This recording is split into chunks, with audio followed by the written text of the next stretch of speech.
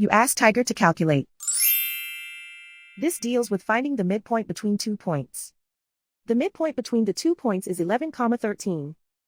Let's solve it step by step. Plot the 2 points and calculate the midpoint using the formula. The coordinates of point 1 are x1 equals 25, y1 equals 24.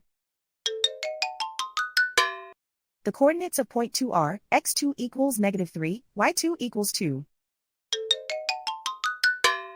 PM represents the midpoint of the 2 points.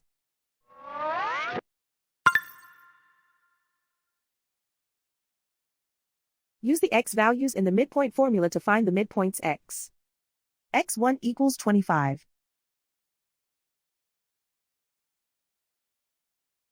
x2 equals -3. Simplify the arithmetic.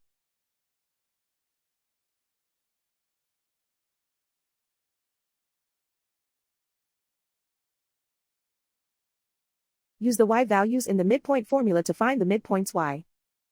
y1 equals 24.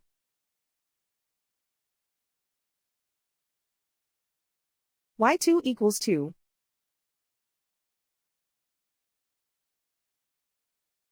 Simplify the arithmetic.